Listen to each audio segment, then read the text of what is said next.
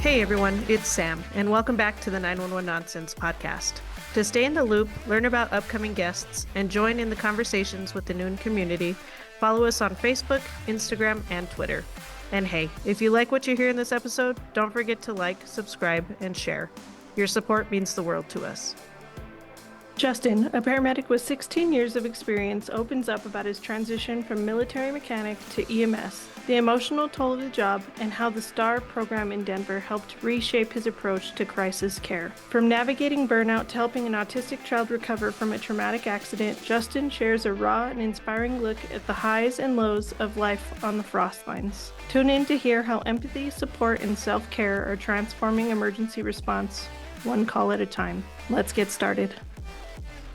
All right, Justin, thank you so much for joining us on the Noon podcast today. I'm so excited to have you here. Can I go ahead and get a quick introduction? Yes, my name's Justin. I'm a supervisor for an alternative response here in Denver, Colorado.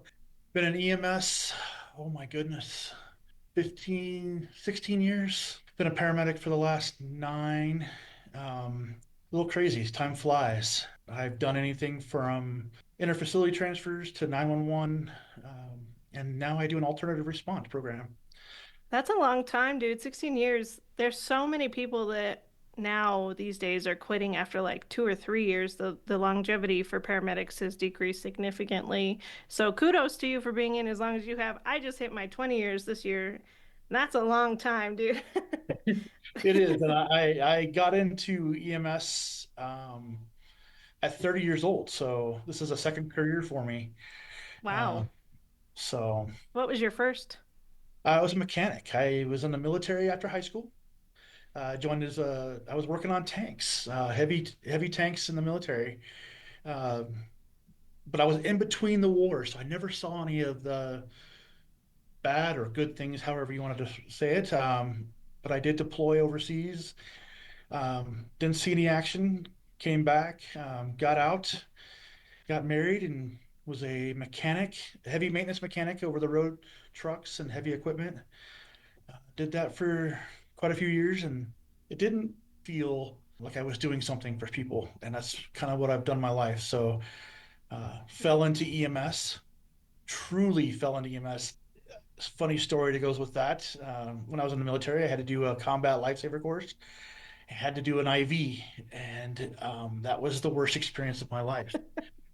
Couldn't hold an IV catheter needle. I was shaking so bad. So when I got into EMS, it was I had gotten laid off from a mechanic's position at a school district. They were downsizing the school districts. I got laid off. Didn't know what to do. I was working a parking job at a local venue and had somebody drive up to me in a seizure.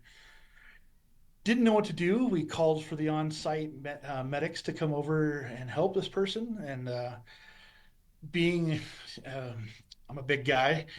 Being a big guy, and the two medics that were on the ambulance here on the for the venue were kind of smaller. So I helped get this guy out of the truck, get him on the stretcher, sent him off to the hospital. And I went, man, that was really cool. But I want to know more. Talked to them when they came back to the venue, and they're like, "Oh yeah, that's a seizure. Pretty simple. This is what we did for him."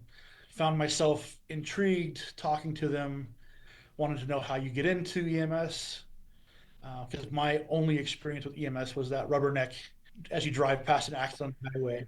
Um, so I talked to them, and they're like, "Oh yeah, you do it this way. You go through the community college, you get your EMT, and you make much of money on an ambulance, hit lights and sirens, all the fun stuff." Well, they lied to me. Didn't make a whole lot of I money. was gonna say they lied about the money part, right? But I got into EMS. Started off as a volunteer for a local nonprofit ambulance here in the Denver metro area. Worked for that ambulance organization for shoot almost 10 years. Right around. I don't know. My time's um, are lost now, but loved it. Went from a volunteer to a paid EMT to an EMT captain to them paying for my paramedic and going to paramedic school. And I worked for a few more years after that. And this is who I am. Yeah, I love it is. helping people. It is what we do. So the medical course that you took while you were in the military, was that a mandatory course or was that something that you signed up for? It was a mandatory course, combat lifesaver. You're, being able to do the basics until the medics get there on scene if something were to ever happen. So you're able to take care of your battle buddy, as they call us, start an IV, give fluids, and then hopefully the medics are there when before time expires. And how Um, long was that course? Because you were getting to start IVs, which even EMT basics don't get to start IVs. So how long and how much practice did you get during that it was a course? 4 hour course. Oh my gosh. That's It was a insane. basic first aid, and they have you you start one IV for combat lifesaver, and my hand was shaking so bad, and my partner, because you started on your battle buddy, and they start one on you, and I was shaking so bad that infiltrated that IV so bad, but they're like, oh yeah, you got blood draw, so you're good. Wasn't a good IV. Did never want to hold a needle again, and look where I'm at. Yeah, now here you are. And then the experience with the seizure, like that's kind of crazy too. I looking at your picture, I'm just gonna say my wife and I work on my announcements together to put them together. And dude, you have huge hands. You're just a big dude. How tall are you? I'm only 5'10". It just Holy smokes. that You're angle is not. stocky, dude. I'm a very stocky guy, and I've always been a big guy. I mean, even when I was younger, I was never small. So So how did you fit like in the back of the ambulance? That's got to be tough. we had fairly decent sized ambulance. I've never worked in a trauma Twinkie, thank goodness. But yeah, decent sized ambulances. Airway seats on the right side of the patient. So I've been lucky. That's awesome. That's fantastic. And you said now that you work for an alternative program. What is that program and how is it different than the standard 911 system? So the program that I work for is called the STAR program here in Denver, Colorado, Support Team Assisted Response. It's an alternative response program in the way that I'm partnered with a clinician, a master's level social worker, clinical social worker, family therapist. We have multiple different people in that realm. They're all master's level clinicians. And that's my partner. We go out in an alternative vehicle. We're not in an ambulance. We have vans that are been specially built. I've been with the program long enough that I was actually able to help design the inside of our vans. I took the airway seat out of an ambulance and put it in the rear of a van, and you can swing that around and you can do a face-to-face communication with our clients. Because we call them clients. They're not patients until I make them a patient. We do social needs, substance use disorder, housing, food, mental health, and we connect them to all of those resources. And then being a medical provider on that vehicle, if I determine they're a patient, then I can bring in my friends on an ambulance. And then that ambulance didn't get dispatched to that call at the beginning. And if they don't need to be, they're never dispatched. If I need to bring them in, it's a medical opinion to bring them in. So That's really cool. And it almost sounds like community paramedic, kind of similar to that. it is, except we're crisis intervention. We're a crisis team. So people are calling 911 in a crisis or needing help. There's a barrier that's keeping them from having a good day, having food, having a doctor's appointment, having whatever that crisis is we're a crisis response team. And then we connect them on for whatever they need. And then trying to keep these people out of the ER because the ER has been the entrance to mental health, social needs. We do that on the street. So that's That's awesome. And I bet it takes up a lot of the ties that would normally take up space in the ER. So that's a really neat description, and it sounds like a really neat program.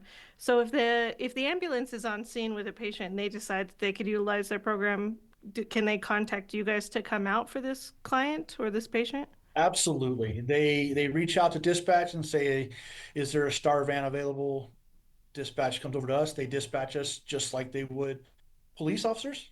We're on their police channel. So we get dispatched out. It's a call generated for us. We show up on scene. I get the clinician and the medical provider get a handoff from the ambulance crew. Say, hey, look, this person is medically clear. There's no medical issues that are acute that need to be taken care of right now. We think that they could benefit from you guys and your connections. So the ambulance is able to go back into service, and we take that person on and take care of them, whatever we can do to help them. That's really cool. And does Colorado have the ability, or do they have space for psychiatric emergency services that is outside of the ER? Yes, they do. We have crisis centers that we can transport to um, from the street. The ambulances can't do that. The only people that are allowed to do that is us as an alternative response or police. Um, so that's what we do. If it's something that they need to go to a walk-in crisis center, or go to the walk-in crisis center, and if they need to be moved on to inpatient or outpatient, then that's how it happens. Instead of that, go to the ER, sit there for gosh no how long. You could be there up to 72 hours on a mental health hold, possibly be evaluated by a physician at some point during a time, and then shipped on in an ambulance off to a mental health crisis center. We've all had a part in that in EMS, been a part of transporting somebody on a hold. We're able to do that from the street, and it's awesome. I love that. We don't wear uniforms. We wear everyday clothes. I have a flannel on today. I am a supervisor, so I'm in the office a lot. I don't get to go out on the street. I've been a supervisor for about a year now.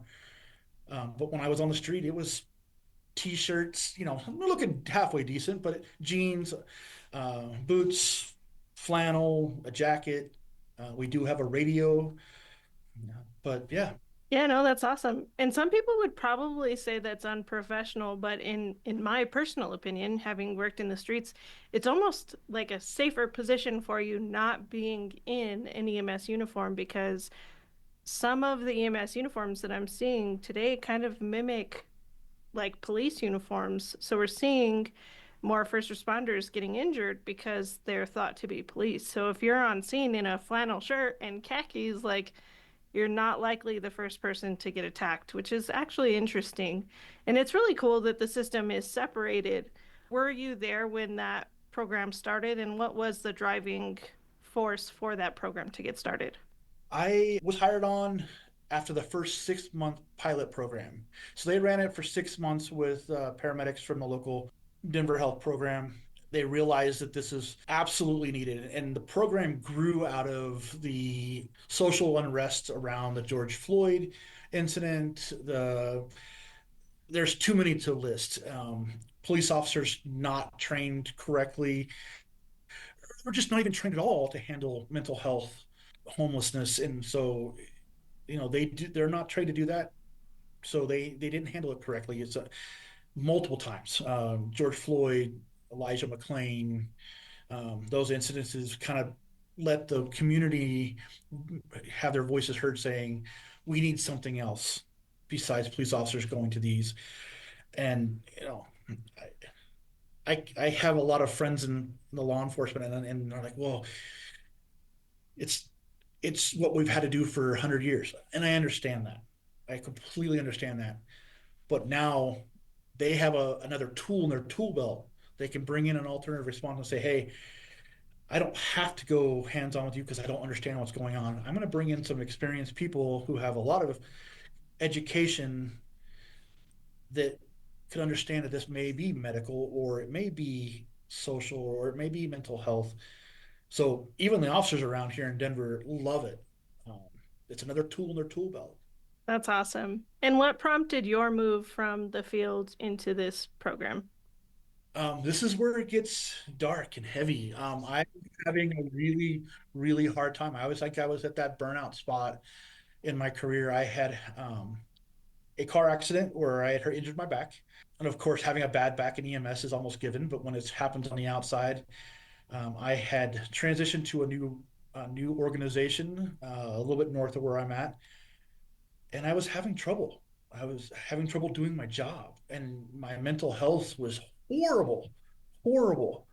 And I was taking it out on patients, and I was not treating them right. I was short, and I was refusing, pain management, and I was taking it out on my partners, and it was a very dark time of my life, and I unfortunately I was let go. I did, it was just a bad time of my life, and for all the right things in the world, I was let go from there, and I came down and found this program, which was, I don't know, everything happens for a reason. I'm Yeah. not a religious person. I'm not all that, but I like I said, it happened for a reason. I was able to be available for this job, and it was just obviously 4 years, about middle of COVID. And I was about to get out of EMS. I got a job as a paramedic, swabbing noses for little kids at schools for COVID testing, and then I found this job, and yeah, thank God. I love what I do. It has reinvigorated my patient care, um, you know, wanting to be in this field, and then it's wanted me to become a supervisor and teach my guys and all the people in my team to be a good paramedic, an awesome paramedic, awesome EMTs, and change the program from within. I think that's the biggest thing that I love doing is seeing a police officer or a paramedic on the street change the way they talk to somebody, change the way they handle a situation because they have seen us do it. So the empathy, watching that empathy meter just grow in police officers and paramedics on the street. So that's why I'm doing what I do. Yeah, that's fantastic. And I'm so sorry that you went through that terrible car accident. I completely understand the key points that you said there when you talked about back injuries in paramedics, because in EMS, you are almost guaranteed to have back injuries because we worked in a time before they had power stretchers, right? And like Oh yeah, you may or may not have had extra hands to help you lifting very large patients or patients out of very odd, tiny spaces where you're having to twist and tweak your back in weird directions. And it's a whole other level if you're injuring yourself when you're off duty, right? Because now that's not covered. None of that correct. is covered. Like you have insurance, but it's not the same because your insurance isn't going to cover your time off from work, and that can be a big hassle. So I'm sorry to hear that, man. That's terrible. Were you married at the time? And if you were, did that have an effect on your marriage when you were in that like really dark place?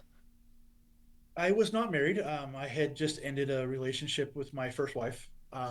We were married for 17 years, 16 It's a years. long time. Um, and I had been on my own. I had actually met somebody. She is now my fiance. And Jennifer has been the rock. She has seen me at my lowest through this. I owe everything to her. I have not been the best to her. So, Jennifer, if you hear this, thank you. Um, but it has been at my lowest and watching me get through that. And so we've been together almost 9 years. So, That's a long time too. 9 years is impressive. I'm glad to hear that you have found somebody who is willing to help you out, but don't take advantage of it and make sure that you're helping her out too. oh gosh, yeah, I do. I'm her barn boy. No, when I say that, she has horses, and I by just being around her, I have horses too, and take care of them, and we do chores together, and um, those are her kids. Horses are a lot of work and a lot of money. Those things, they're they're a They are. lot for sure. They are. They take a lot of time, a lot of effort, but watching her show her horses, it's good for her. It's good for me. Almost sounds like it gives you a little extra purpose when you're not at work, which is good because you want to make sure that you're having things that you're doing outside of work. Oh yeah. Oh yeah. So I didn't. think of it that way at first. And I have my moments where I'm like, oh, I'm out here doing this, but I do. It is kind of peaceful when you're out there. It's actually raining like crazy here the last couple of days and today. Hmm. So to be out in the barn with a tin roof and just taking care of chores and yeah, it's peaceful. I can hear the rain hitting the tin. I love that so Yeah. much. I love my in-laws have they built a patio like an extension onto their house and they put a tin roof and I love when it's raining and you're sitting out there under the tin. That is the best sound and the best like calming like white noise almost ever. Oh yeah. So, Do you feel comfortable talking about maybe one of your worst experiences while you were in the 911 system? I know you had talked about having a couple of um, saves and some not saves that you've had in the past. yeah. I right before my bad time, my dark times, I had a run of pediatric patients that I think just made things worse. I had a couple of pediatric patients that did not make it. And to be honest, I'll start from the beginning of my period of working for this organization up north here. My first day, I didn't know where anything was. I had a 4-year old that was brought into the fire station in cardiac arrest. Multiple genetic issues going on, peg tubes, all kinds of things. We thought we placed him about 2 years old. It was literally my first day, dropping an IO and a kiddo, not knowing where things were. I used a different type of pediatric. We used hand heavy where I came from and going back to the Broslow tape. So I was a little confused there. So it wasn't anything that I did wrong. I hadn't had a chance to learn. But that was my first day on the van or on the ambulance. Sorry, went through that, and then I had gone through the FTO process, and I was working with a very experienced paramedic, and we got called to a car accident, and then it was a shit show. Sorry. No, Uh, that's how it is sometimes. it was we had a 5-year old traumatic arrest, partial amputation of the lower limb, and that wasn't even the worst. I handed that one off to my partner, and he handed it off to another ambulance that showed up on scene. And we turned our attention to the 18-month-old who was not completely secured in a car seat, who was ejected from the car, and fire was working with her. Um, and we had determined that she was in cardiac arrest, had a heart rate of around 30.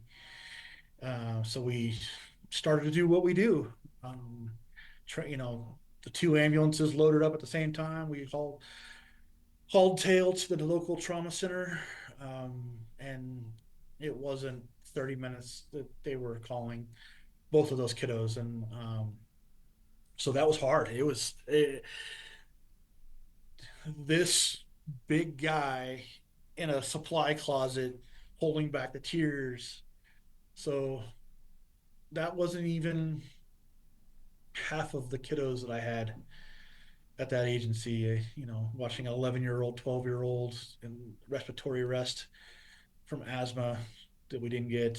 So I say these things because I want people to understand that it is hard, but I got through it. If this guy can get through this, that's why I want people to hear my stories. I tell all my new employees, like, hey, you're going to have hard times. Um, that's the other thing I love about this program that I work for. We are huge about employee care. Um, if you walk in the door and you're not looking great, I'm going to ask you. And if you're not ready to go out that day, you're not going to go out. That's So awesome. Yeah, no, self-care is definitely important. Do you have children? I do. I have a Okay. August, she'll be 20. Oh my goodness. That's You don't look that old, my friend. So do you think that around those times that you were having those PEDS codes, like, do you think you definitely like internalized some of that as this could have been my kid? Like, why did those pediatric codes affect you so hard? Because that's specifically what you've talked about was pediatric codes, and I'm not trying to call you out, man. Like we all have those peds codes. And I think that where we are in our lives at that time is how that affects us and how we internalize it ourselves. So I'm just curious as to what was going on through your head when you were dealing with those peds. It was huge. My daughter was, she was young.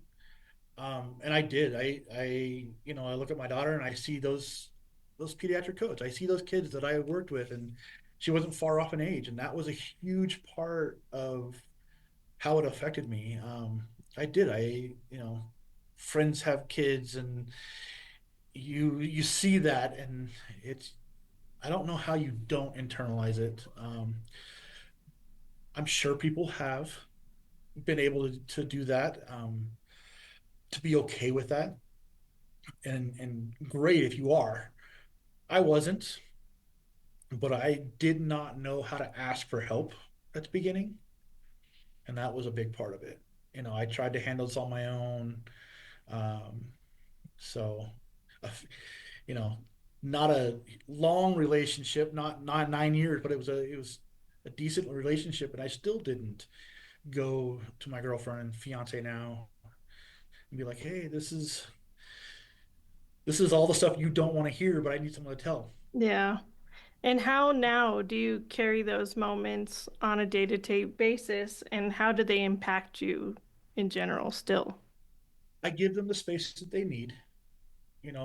Those I think about them just to honor them, to let them, that I learned so much for those calls, because you're never ready for those calls until they happen to you. And I look back and there's things that I could have done better, and so I give them the space that they need. I think about them, and then I try to say, okay, you had your time. It's time for me to go on and do something else. I'm gonna think about other things. I'm gonna think about good things in my life, and the people around me. So Yeah, no, I agree. I have an issue with car seats too. One of my worst Pete's calls and one of my frequent ghosts, as I'll call them, was a young kiddo. I don't even know how old that baby was, but they were involved in a rollover. Literally, like we were driving back to the county where we were based at, and the rollover happened, and we had to have either passed it or it happened right after we passed it. It was crazy, crazy thunderstorms. So we got off the freeway and literally turned around and got right back on the freeway. And um, this kid in the car seat had gotten ejected out of the truck that had rolled over, and the truck ended up rolling over this kid's head. So huge dent in this kid's head, not viable when we got there. Family couldn't get near the baby. Bystanders who witnessed had gotten out of the vehicle and put a blanket over the kid.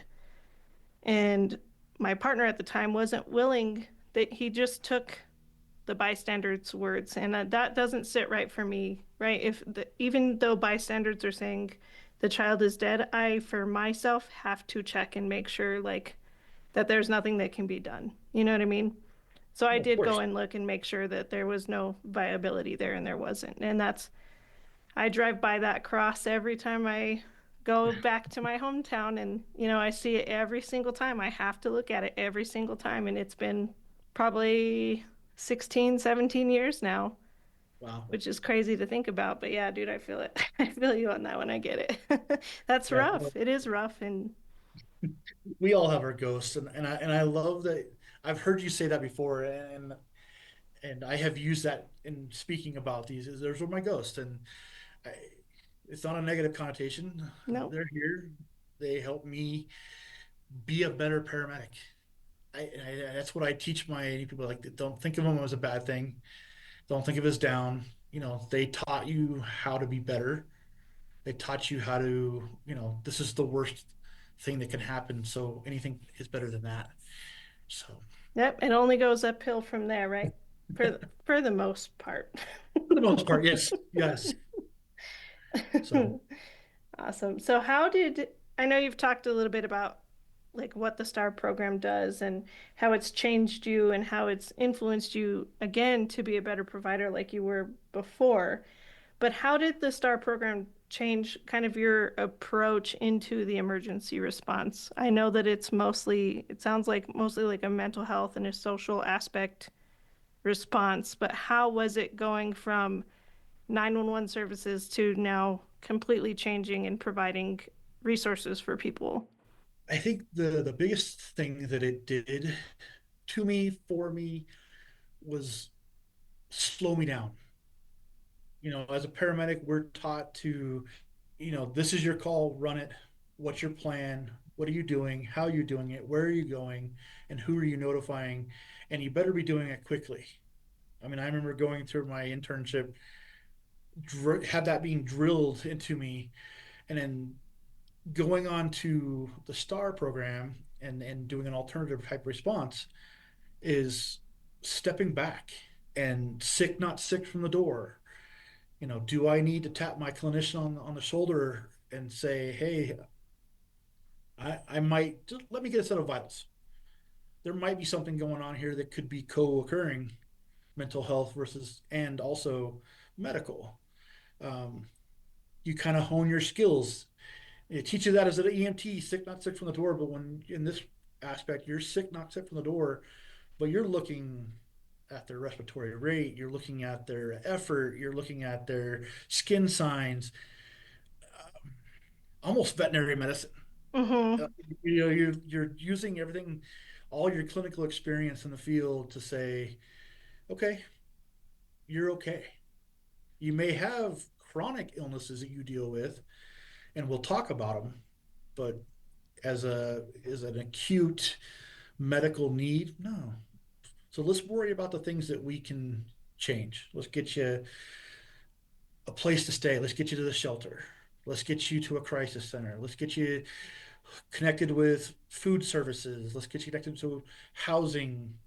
You know, I wish I wish I could create housing. That's like our biggest Yeah. thing. So, Yeah, housing is a huge issue. And has there ever been a time where that backfired for you? um, well, many different ways. That was not the answer I was expecting. Um, I think because people, the this line of work and this field has been done the same way for so long that that's what people know. Get me to the hospital. That's where I'm going to get a warm blanket. That's where I'm going to get a ham sandwich. That's where I'm going to get a Shasta or a limeade. And when we're saying, look, let's get you to the shelter, let's get you to the crisis center, that's not what they want because that's Yeah. not what they know. So we're educating the population that we're dealing with. It happened for the last 4 years, and no, we're not going to just load you up. We're going to talk. We don't need to go anywhere. You are our client. You are our person that we're worried about. I've been on calls that have lasted 4 hours, Hmm. and just 4 hours of therapy sessions and tag teaming in and talking about medications that they're supposed to be on but they're not, and how we can connect them with our low income pharmacy and the clinics, and setting up transportation for them to go get their stuff, setting up food boxes being delivered, and people, that's just not what people know. So yes, so there's the backfire part of that was they didn't get what they're used to getting. Yeah. People when we would offer to do this stuff here, oh, I just want to go to the hospital. That's all they know. Well, it's good that you guys are sitting down and actually talking to them and providing that education. Do you guys have numbers for how many ER visits that's decreased, like within a month or a year? We do, and it's really hard because there's more to the story. But I think last year we were able to divert approximately 15,000 Holy calls smokes. that would have been a ambulance. Would all 15,000 ish calls gone to the hospital? We don't know, but we were able to keep 15,000 plus calls, plus or minus calls, that we were able to handle and have a disposition that other than going to the hospital. That's fantastic. and the number of calls that are run in the city and county of Denver, police side is anywhere from 750 to 900,000 calls. EMS is right around 100 to 150,000 calls. Um, and there, as this program, I think the last time we heard, we were not even hitting a third of the calls we're eligible to go to. Wow. Is we could use 30 vans on the street every day, and I don't think we would hit everything. That's nuts though. Like if you do the math and you said you're not even at 30%, that would put you at 45,000 calls a year, which would be almost half of your 911 calls. Yeah. That is insane, dude. What huge numbers. What a great program. That's great. And I hope you guys do get more vans and you are able to get more personnel because it sounds like that's what's needed. Obviously, anything on top of the 911 system is actually needed. So that's really cool that you guys are doing that. You mentioned having a memorable save involving a high functioning autistic teen after a car crash in the forms that I had you fill out. Can you walk us through that day and what it meant to follow up with the family for that call? Oh yeah, this is something that I will. I hang my hat on. If I had to hang my hat on anything in EMS, this is the one call that comes back, and it was an absolute horrible call for the family. Um, but I was glad to be a part of it, and I will always treasure that. Um, I was working for an agency in the north side of Denver. We got called to assist another agency on a single vehicle rollover with ejections. Um, their agency was handling some other calls at the time, so the mutual aid came out to us. There was two of our ambulance from my agency were dispatched to this call. I was on the ambulance closest to the call, and it was still probably a 10-minute response out to the scene. Arrival on scene, the agency in that area, their on duty supervisor vehicle was already on scene, fire was already on scene, assessing the people out of this car. The car was on its side. They were cutting the roof off to get somebody out. I saw the paramedic supervisor for this agency working with an elderly female on the ground who had I learned later that had been ejected from the car. He had already called for a helicopter for that person, so was helping getting him packaged up or helping him package that elderly lady up to get put in the helicopter. And I was being told that the patient that I was getting was going to be a teenage passenger, front seat passenger in this car, um, who was not non-responsive. And so when I went over the car, they got the roof pulled back. We started doing an assessment. It was a teenage, about a 17-year-old young man, front seat passenger, who was posturing. Uh, and My partner and I were able to get him packaged up and then carried this young man, I don't want to say probably 100 yards across the field because all the firefighters had gone to the other person to get them. So, adrenaline, my partner and I carried this young man to our ambulance through a ditch and into the back of the ambulance. And then um, a pair, two firefighters appeared out of nowhere, which was great, to help me package this kid in the ambulance and get all the stuff that I needed to get done uh, for the transport in. And they rode in with me, but I was a fairly new medic, looking down at this 17-year-old kid who was posturing from a head injury. I was scared shitless.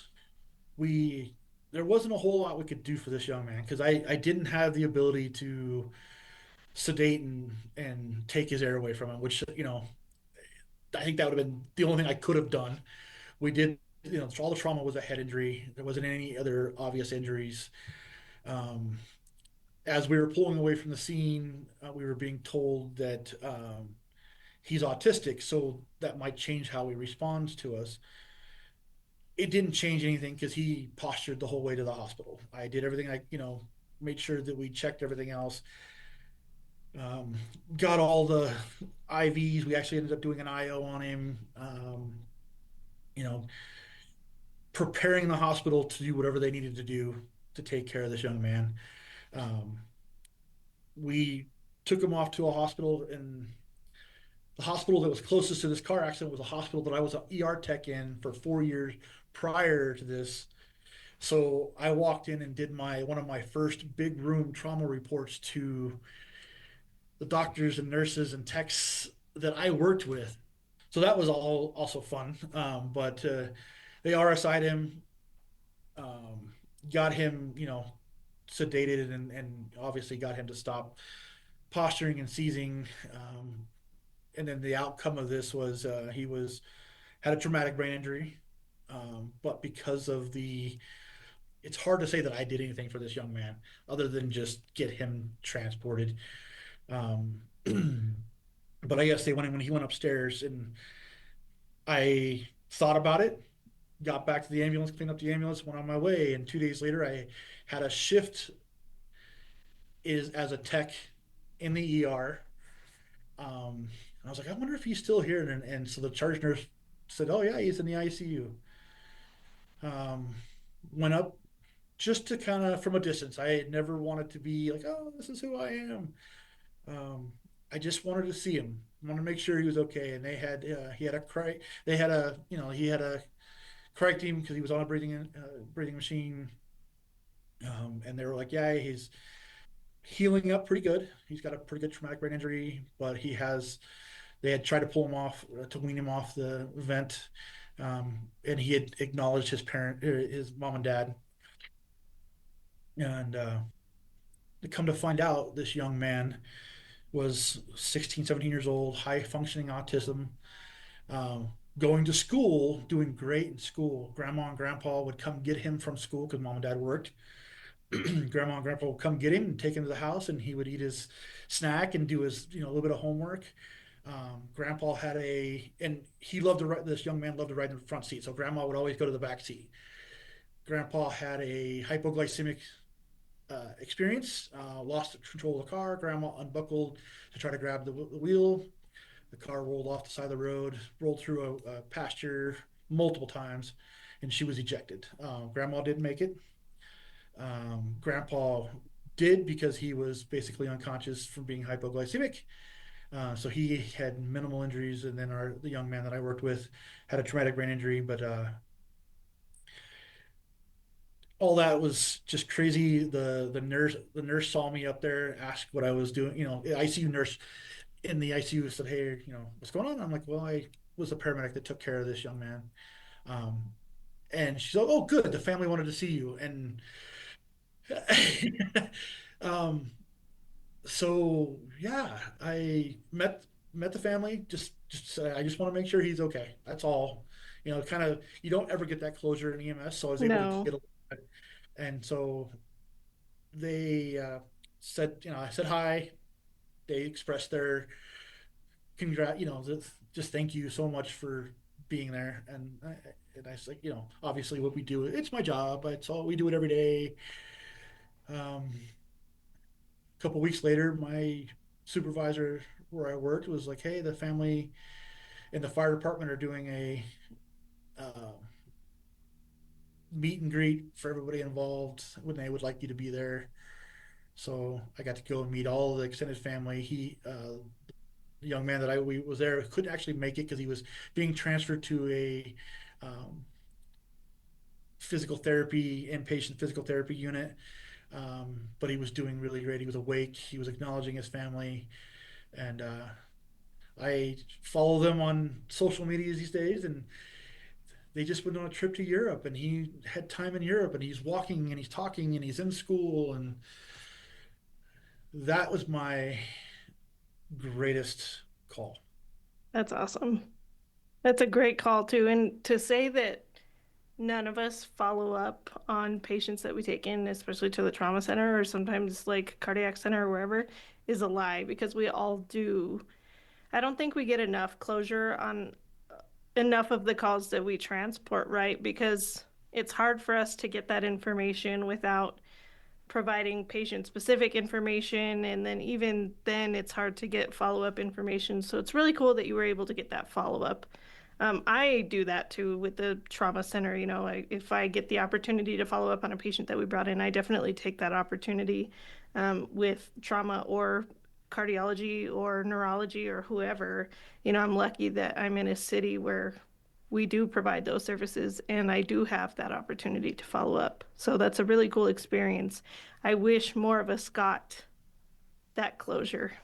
Oh yeah, 100%. It's a really wholesome feeling, especially when it has a good outcome. You know, not all of them have good outcomes.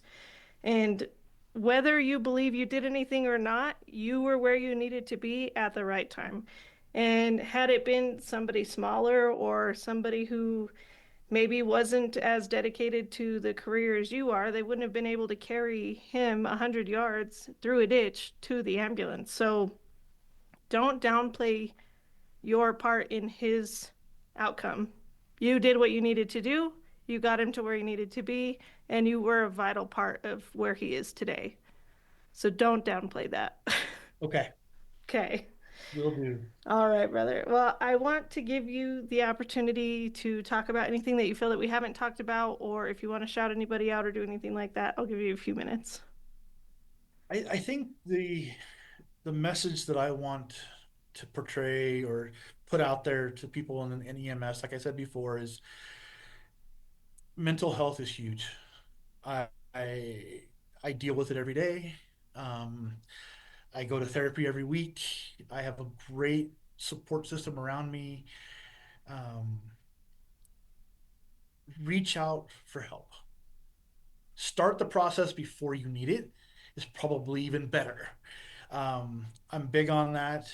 I started through the foundation here in Colorado, Foundation 1023. That's who I reached out to and got started into care. Path for EMS is a huge one here in Denver.